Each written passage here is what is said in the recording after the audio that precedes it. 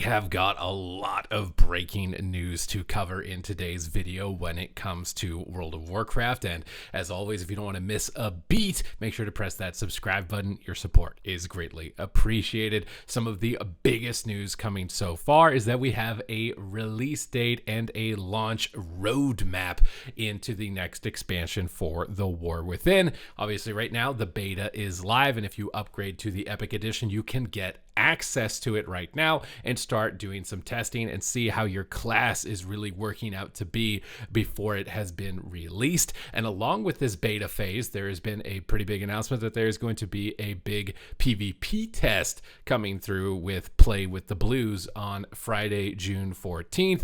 This is going to be an event where you can queue up for the new rated solo queue battlegrounds and specifically for the new battleground Deep Hull Ravine, and you're going to be able to go head to head with some of the Blizzard developers and designers at their company. It's always a really fun time. They always they usually come up with some types of gimmicks and stuff. They implement some kind of like cheat codes every once in a while and make their characters really big. They like to be a little bit cheeky and play around with it. It's a completely unique event, something that's definitely worth checking out and something that I'm hopefully going to be able to get involved with, although the Cataclysm Classic tournament is literally the same day, so I'm really hoping this is going to line up well, at least for me, because it's that cool of an event to be able to check out. And specifically the fact that we're going to be able to jump into the new battleground, it seems like exclusively, whereas right now you kind of have to randomize it and hope that you get into it. So I'm really hoping that I'm going to be able to get into that specifically.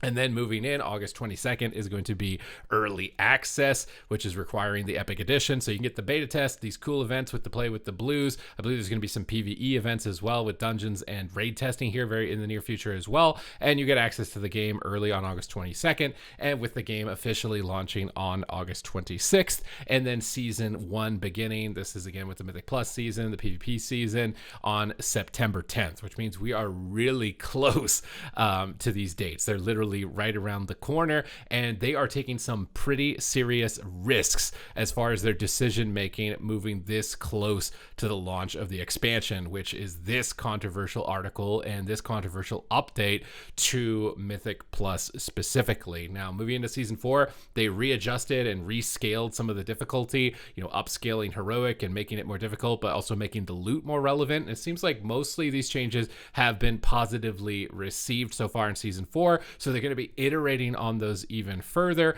Normal difficulty is going to be remaining unchanged. This difficulty always will include our 8 War Within dungeons, but heroic, the tuning and rewards of this difficulty are increasing to be equivalent to a baseline Mythic 0, which sounds exactly the same as it is, which I'm assuming that it's going to be. New mechanics and other adjustments from Mythic will not be present in this difficulty. This remains a queuable experience. Starting with Season 1 of The War Within, heroic dungeon difficulty will feature our roster of seasonal dungeons, and they've announced those dungeons. They are going to be the Stone Vault, the Dawnbreaker, Arakara, City of Echoes, City of Threads, Grim Batol, the Necrotic Wake. I'm really interested to see how this one plays out in a Mythic Plus setting.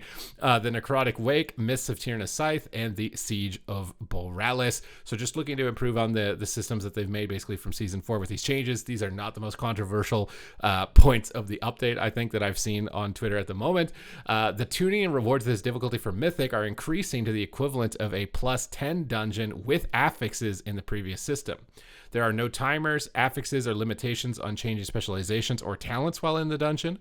The goal is to create a mega dungeon-like difficulty for this experience. This difficulty should present a meaningful challenge and provide commensurate rewards without the pressure of Mythic Plus system.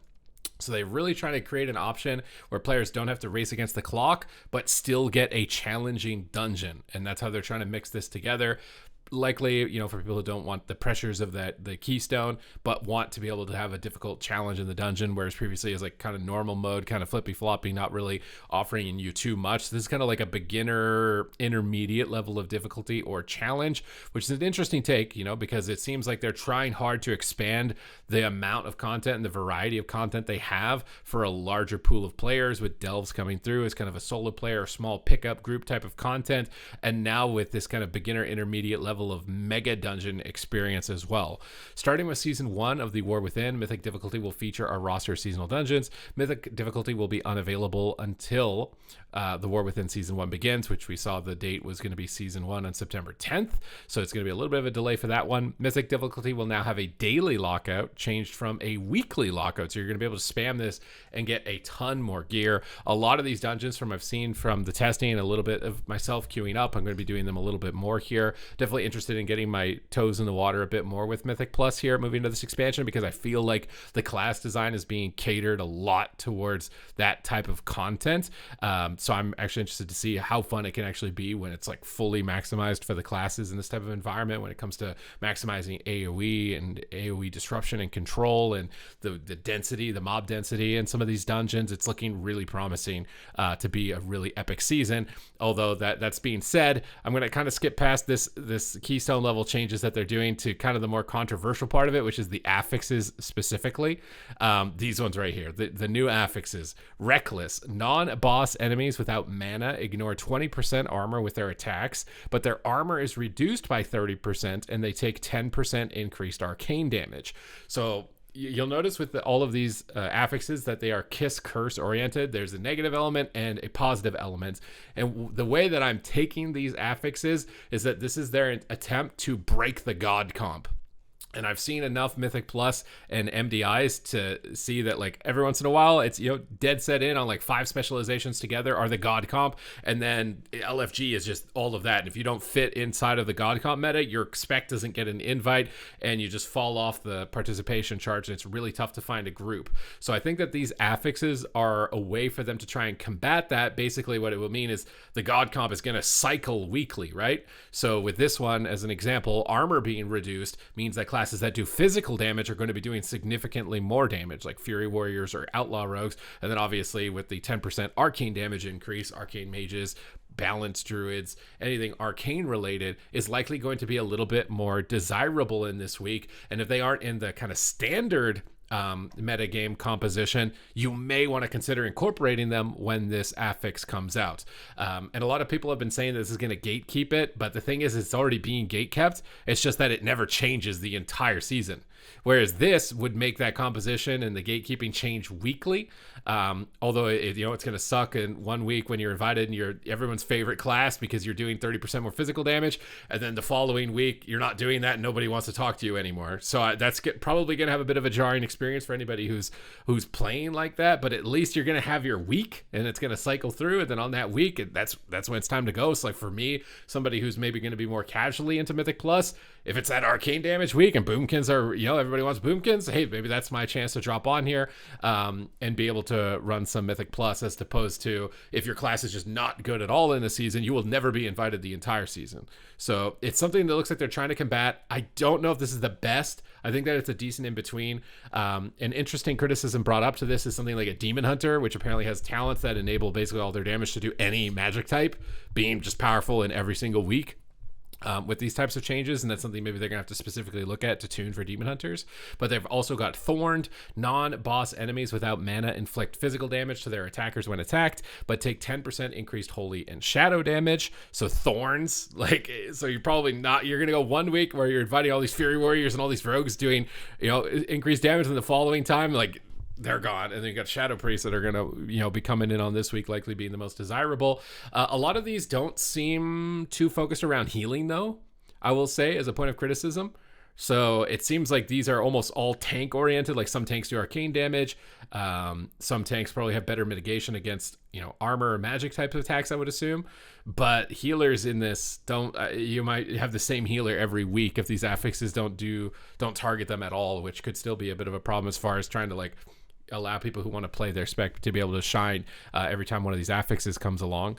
We've got Attuned. Non-boss enemies with mana inflict 20% increased magic damage, but take 10% increased nature damage and 30% increased damage from bleed effects. So we've got a week where Feral Druids and Assassination Rogues are likely going to pop off and be really crazy and have that type of combination come through. Curious to see what this means for, Mythic Plus and the MDI specifically, because all these affixes can be present, which means you can't just play one set of 5, right? Because one dungeon might have these affixes where you need a Feral and Assassination, but you practice this dungeon with the other affix that required these classes, and That is a whole lot of multi-classing. That is a lot that you are going to need to take in order to compete when it comes to Mythic Plus.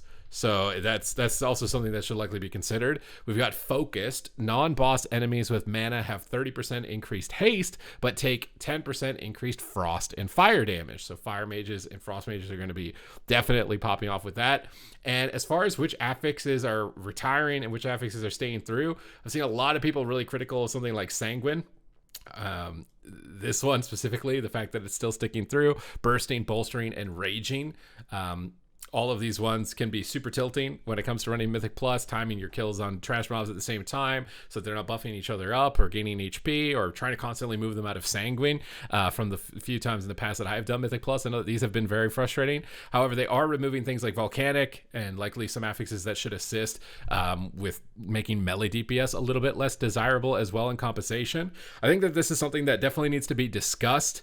And this maybe is like a nice little initial look at it, but probably not going to be like the polished thing that gets released. I feel like they'll probably take a second look at this. I feel like something like I've just mentioned, where it's like none of these seem to be targeting increasing representation for healers, which means you probably only see one healer when it comes to that. But really big news. They've got a lot of big undertakings considering that the expansion is coming out just around the corner.